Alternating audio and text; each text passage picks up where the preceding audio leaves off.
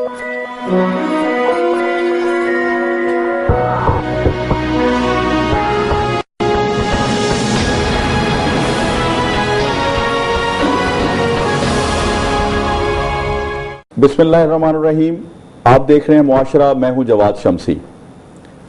नाज़रीन, आज हम मुआशरा के फोरम पर गुफ्तगू करेंगे एक बढ़ते हुए सेहत के, बल्कि ये कौमी मसला बन चुका है। मैं इस तरह से कह दूंगा कि सेहत के कौमी मसले पे बात करेंगे। और जी हाँ नाज़रीन, डेंगू पे इससे हम हज़ारों कीमती जो अफराद हैं हमारे, जो मुतासरीन हैं इस वक्त, वो बेहद परेशान हैं। और हम इसमें सैकड़ों जानें जो हैं कीमती, उनसे मतलब हमसे वो जुदा हो चुके हैं और ये बड़ी परेशानी का आलम है। नाज़रीन, आज हम कोशिश करेंगे कि जो हमारे साथ जो गेस्ट मौजूद हैं उनसे हम उन तमाम सवालात का जवाब हासिल कर सकें जो आपके लिए फ़ायदेमंद हों। मेरे साथ इस आज के प्रोग्राम में शरीक गुफ्तगू होंगे डॉक्टर जावेद इकबाल साहब, जो असिस्टेंट प्रोफेसर मेडिसन हैं, और इनके साथ तशरीफ़ रखते हैं doctor Asadullah Ejaz, associate professor of medicine हैं। और मैं आपको वेलकम करता हूं। लेकिन प्रोग्राम शुरू करने से पहले मैं नाजरीन आपकी खिदमत में चंद फिगर्स पेश करना चाहता हूं। पंजाब में डेंगू वायरस से जाँ बहक होने वालों की तादाद इस वक्त 215 हो गई है, और सिर्फ लाहौर में जो इससे हलाक हुए हैं वो उनकी तादाद 177 है। पंजाब में इस वक्त जो इस वायरस से मुतासरीन हैं, जो इस वायरस में मुब्तला हैं, उनकी तादाद जो है वो 19,763 है। और इस वक्त जो हॉस्पिटल्स में ज़ेर इलाज लोग हैं उनकी जो तादाद इस वक्त है वो 8,668 है। डेंगू वायरस से सूबाई सेक्रेटरीज जो मुतासर हुए वे 2 हुए, जो अपनी जान से हाथ धो बैठे, और एक MPA इसमें हलाक हुए, और एक जो हैं वो सर्जन जो हैं उनकी मौत वाक़ हुई। डॉक्टर जावेद अकरम समेत 13 डॉक्टर्स इस मर्ज में मुब्तला हुए। डेंगू वायरस से डेंगू वार्ड में एक तैनात जो नर्स थी अस्मा, वो इस दौरान इससे मुतासर हुई और डॉक्टरों ने उनको आराम का मशवरा दिया, लेकिन उन्होंने आराम नहीं किया, वो भी अपनी जान से हाथ धो बैठी और उनकी मौत वाक़ हो गई। इस मर्ज से सबसे ज़्यादा मुतासर जो शहर हुआ वो लाहौर है, और इसके बाद फैसलाबाद है, और लोधरा भी इससे मुतासर हुआ, और इसमें तादाद मरीजों की बढ़ रही है। अच्छा, डेंगू मच्छर के बारे में कहा जाता है कि ये सुबह 5 बजे से लेके 9 बजे तक जो है ये हमलावर होता है, और शाम 4 बजे से रात 8 बजे तक ये हमलावर होता है। नाज़रीन, माहिरीन के मुताबिक लाहौर में डेंगू के खात्मे के लिए जो होने वाला स्प्रे था वो गैर मेयारी था। इस वजह से मतलब ये मच्छर इतना जो है वो बढ़ गया और हमारे ऊपर हमलावर हुआ। और ये डेंगू जो ख़त्म नहीं हुआ, कुछ लोग ये भी कहते हैं, जो सियासतदान आपस में बातें करते हैं कि इसमें अरबों का घपला हुआ, ये हुआ या नहीं, इस पर तो अलहदा एक बहस जारी है, मुख्तलिफ चैनल्स पे भी और मुख्तलिफ मीडिया वाले कर रहे हैं। लेकिन आज हम जो हमारे पास 2 डॉक्टर साहिबान मौजूद हैं उनसे हम आपके लिए चंद मुफीद मशवरे हासिल करेंगे, और आइए उनसे हम इस्तेफादा करते हैं। जी डॉक्टर साहब, मैं आपको अपने प्रोग्राम में खुशामदीद कहता हूँ।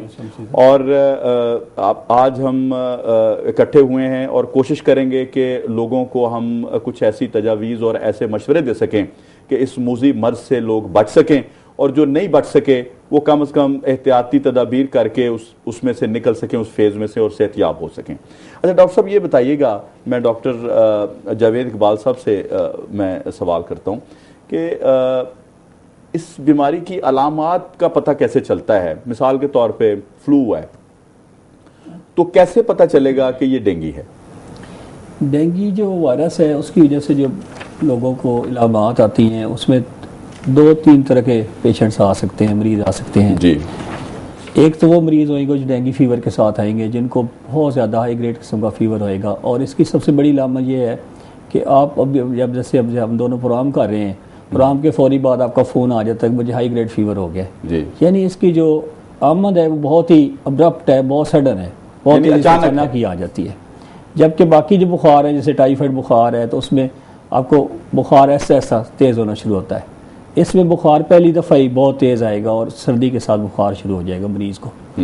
और बाकी बुखार जैसे मलेरिया के बुखार हैं, उनके अंदर बुखार में भी जब मरीज़ का बुखार उतर जाता है और उसकी स्टेज से गुजर जाता है मरीज़, तो फिर मरीज़ थोड़ा ठीक होता है जब तक अगली दफ़ा बुखार नहीं चढ़ता। जबकि डेंगू का जो मरीज़ है उसको जब बुखार होता है तो फिर बुखार उतरने के बाद भी मरीज़ ठीक नहीं होता, मरीज़ के अंदर कमज़ोरी, उसके अंदर निकात, ये सारी चीज़ें मौजूद होती हैं। और इसके साथ दूसरी निशानी इस बुखार की ये है कि सर में बहुत ज़्यादा दर्द होता है, आँखों के इर्द गिर्द दर्द होएगा, कमर में दर्द होएगा, पट्ठों में दर्द होएगा और मरीज़ के लिए चलना फिरना मुश्किल हो जाएगा, इतनी दर्दें होंगी।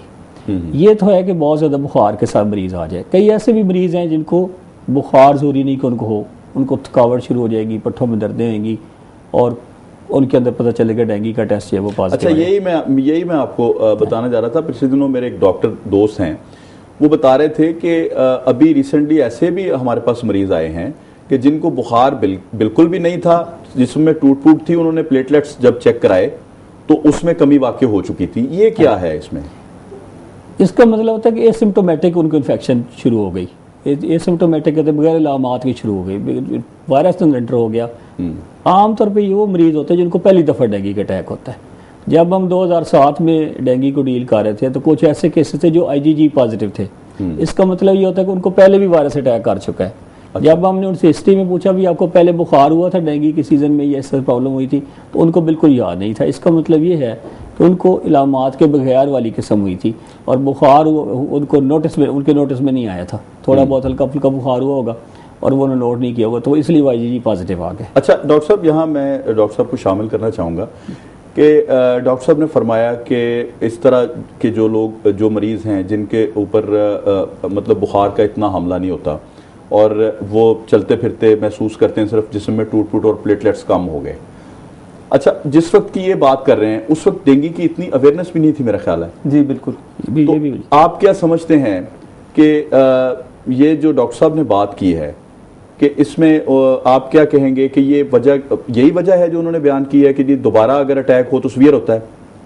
जी बिल्कुल, इसमें दो बातें हैं। नंबर वन कि जब भी दोबारा अटैक हो, पहला अटैक जो है आम तौर पे ज़्यादा सीरियस नहीं होता, कोई ज़्यादा ख़तरनाक मर्ज नहीं होता पहला अटैक। दूसरी बात यह है कि जिस तरह डॉक्टर साहब ने बताया कि हम 2006-07 से इनको ज़्यादा मतलब हाईलाइट हुआ है, ये सारा मसला ज़्यादा नुमायाँ हुआ है।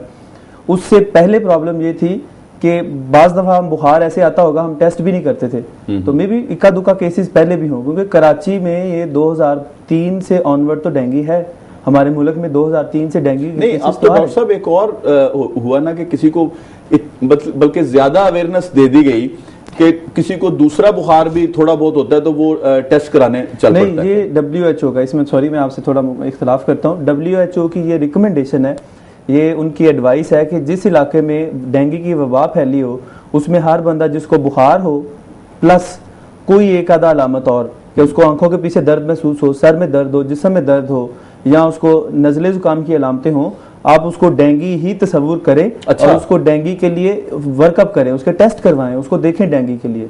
ये WHO तशखीस हो सके। हाँ, इसको कहते हैं प्रोबेबल डेंगू। और हकीकत यह है कि पिछले 2 महीनों में मैंने जितने भी लोग बुखार के साथ मेरे पास आए उसमें बमुश्किल 2, 3, 4 लोग होंगे जिन्हें डेंगू के अलावा कोई और वजह से बुखार था, टाइफाइड या ऐसा मलेरिया। बाकी मेजॉरिटी पेशेंट 90% से ज़्यादा जो लोग थे जो आजकल बुखार के साथ आ रहे हैं उन्हें डेंगू ही है। अच्छा जी। अच्छा डॉक्टर साहब, ये तो बात हुई, मैं जावेद साहब की तरफ आऊँगा कि डॉक्टर साहब ने कहा कि जिन इलाकों में डेंगू फैला हुआ हो वहाँ पे नज़ले ज़ुकाम के बुखार की भी तशखीस इस बिना पे सोच के करनी चाहिए कि ताकि तशखीस हो जाए कि आया ये डेंगू है तो उसका इलाज उसी तरह से हो सके। क्या आप इन्होंने जो जवाब दिया है, क्या आप समझते हैं कि ये जो डिजीज़ है सिर्फ मच्छर के काटने से होती है? लोगों को ये भी होता है ना कि अगर एक इलाके में जैसे 90% मरीज आ रहे हैं तो कुछ लोगों को याद भी नहीं होता कि मुझे मच्छर ने काटा है। बिल्कुल सही। तो क्या ये इस तरह वायरल डिजीज तो है यकीनन, वो आप वायरल का भी मैं आपसे पूछता हूँ, क्या ये एक दूसरे से कोई सांस से, कोई मिलने जुलने से या कोई बगलगीर होने से या कोई इसका कोई एक कमरे में सोने से? नहीं, ये बीमारी इस तरह से नहीं फैलती। उन बीमारी को कंटेजियस डिजीज कहते हैं, ये कॉन्टैक्ट से होती हैं। आप किसी मरीज के साथ मिले हैं, उसके सांस में से कोई आपको वायरस चला गया है, वो एयरबोर्न इन्फेक्शंस होती हैं या कॉन्टैक्ट वाली होती हैं, ये वायरस इस तरह का नहीं है। इस वायरस के लिए ज़रूरी है कि पहले एक दरमियान में मच्छर आए जी, जिसको एडिस टाइप का मच्छर, आम मच्छर भी नहीं, स्पेशल मच्छर जो एडिस टाइप मच्छर है, वो मच्छर जो है वो एक मरीज को पहले काटेगा जिसको पहले डेंगू हो चुका हुआ है। अच्छा। और उसको काट के फिर आपको किसी पेशेंट को काटेगा तो उसको फिर बुखार चढ़ेगा। इसको फिर आप कहेंगे वायरल? हाँ जी, ये वायरल, ये भी वायरल है, बाकी भी वायरल ही होते हैं, जैसे फ्लू का वायरस है। हाँ। ये भी वायरस है। वायरल की अलामात भी एक जैसी होती हैं, हो सकती हैं जैसे जिस्म में दर्दें हर वायरल बुखार में होती हैं। लेकिन डेंगू का चूंकि आजकल सीजन फैला हुआ है तो 80% तो अगर हमारे डेंगू के केसेस हो जाते हैं, 20% हम ओवर डायग्नोज भी कर लेते हैं, तो उसको वर्ल्ड हेल्थ वाले एक्सेप्ट करते हैं कि इतना एक ओवर डायग्नोसिस में पास हो सकता है स्टैटिस्टिकली, तो 20% वो भी माना जाएगा कि डेंगू के तौर पर उनको लिया जाए शुरू में। अच्छा अच्छा, डॉक्टर साहब आप बताएं हमारे नाजरीन को कि डेंगू की अलामत अगर फर्ज करें जाहिर होती हैं या इंसान समझता है, महसूस करता है कि खौफजदा होता है कि डेंगू है, तो उसको कौन कौन से टेस्ट जो हैं वो आप सजेस्ट करते हैं कि जी ये टेस्ट होंगे तो आपका यानी वाज़ेह होगा कि ये क्या मामला है? मैं बताता हूँ। इसमें इस तरीके से जी, डेंगू का बुखार जिस तरह डॉक्टर साहब ने बताया कि पहले 4-5 दिन बुखार रहता है और इसका बुखार मुसलसल ही रहता है।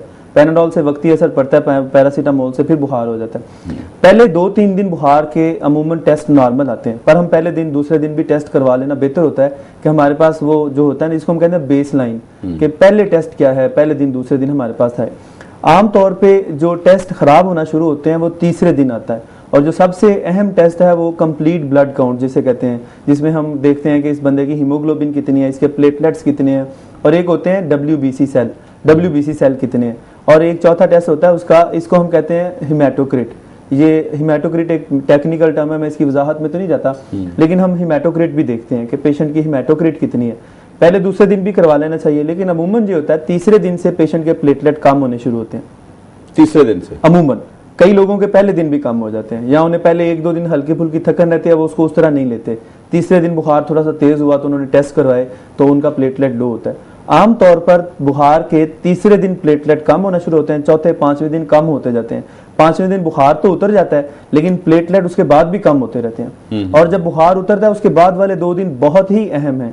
उन्हीं 2 दिनों में मरीज बेहतर होता है, और उन्हीं 2 दिनों में मरीज जो है ना वो खराब भी होते हैं। ये जो लोग जिसमें जो डेथ होती है इसको हम कहते हैं डेंगू शॉक सिंड्रोम।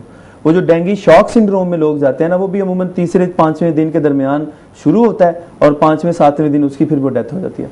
तो पहले शुरू में जो हम टेस्ट करवाते हैं वो हम करवाते हैं कंप्लीट ब्लड काउंट। अच्छा डॉक्टर साहब, मैं यहाँ पे थोड़ा सा आपको इंटरप्ट करता हूँ कि ये जरा इसकी वजाहत करें कि बुखार उतरने का जो एक 4 दिन बाद का एक टाइम है, मसलन 4 डेज के बाद बुखार उतर गया, वहां पे इजी नहीं लेना। हाँ जी, यही कहना चाह रहा था कि वो सबसे अहम टाइम है। वो टाइम जो है वो आपने मेडिकल सुपरविजन में जरूर होना है। हमारे अक्सर जो लोग डेथ होती है ना वो उस वक्त नहीं होते, वो थोड़ा लेट, हम इस फेज से निकल गए। हाँ, वो कहते बुखार तो उतर गया, अब किस लिए करूं, क्या करूं। अच्छा, दूसरा मैं ये बताना चाह रहा था कि इसमें जो टेस्ट एक होता है, ये तो CBC टेस्ट है, सबसे बुनियादी टेस्ट शुरू में यही है। अच्छा डॉक्टर साहब, यहीं से हम गुफ्तगू का सिलसिला शुरू करेंगे। छोटे से एक ब्रेक का वक्त है। नाजरीन, ब्रेक का वक्त है, हमारे साथ रहिएगा, अभी वापस आते हैं।